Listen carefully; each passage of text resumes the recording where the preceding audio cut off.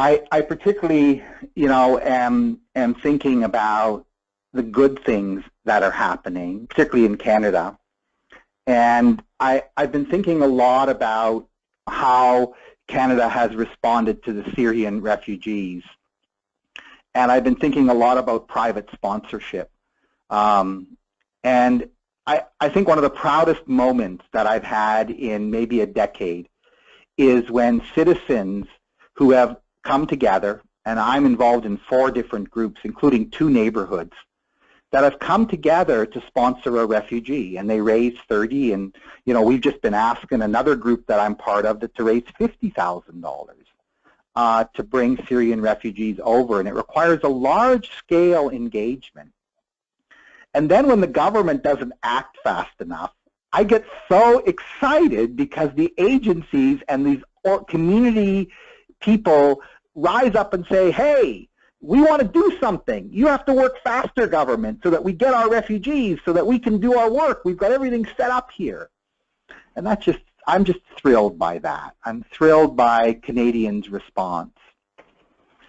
I have a number of stories that I want to share today about that, but I'm also really worried today about what's been happening around issues of race in the United States. And that's not just in the United States. We've been working at it here in Canada as well.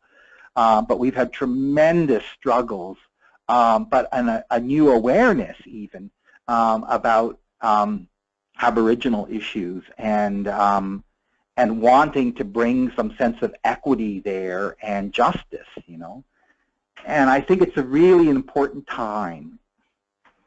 Now, what I've experienced is that communities are more important than ever. I say that in a Canadian context, but I also say that in an American context. And I've also spent a fair bit of time in Australia and in New Zealand and have worked with many colleagues around the world. And there's something about place. I mean, just to give you a perspective, we used to think that a lot of the human services in Canada were a federal responsibility. And it was in a sense that it's all the peoples of Canada, and that we wanted to create kind of an equity across the country. And so we embedded many of our human services programs at a national level. And then, over time, we devolved that to the provinces. And, as in the United States, there's a lot of state now initiatives. But what we've seen recently, and I'm talking about the last 5 years, is where cities have been taking on quality of life issues. And they've been looking at problems in their communities, and they've been saying, we are the primary leaders that need to bring about this change. And I find that to be fascinating. And I think about the issue of poverty, and I think of mayors of Calgary, Edmonton, Toronto, that in their first mandates, they wanted to tackle this big issue. They wanted to address poverty.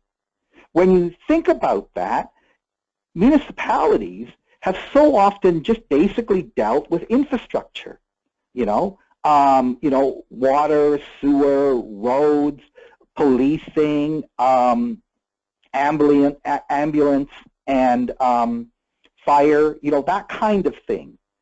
But now they're moving their focus onto bigger issues, and they're saying we can affect change in place.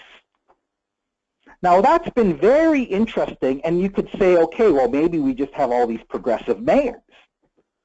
I don't know if that's exactly what it is. Citizens have different expectations and are very, I would say, almost like the word jealous of their community. They're proud of their community, and they want change.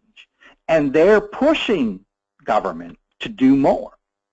And local government, which is often the closest government to citizens, has had to respond. Now, what's further complicating things is that citizens are also somewhat cynical about leadership generally.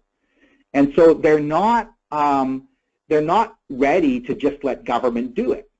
They want their voice to matter. They believe that they have skills that they can bring toward this. And we have a very sophisticated, voluntary, non-governmental organizations that are working very hard at bringing about change.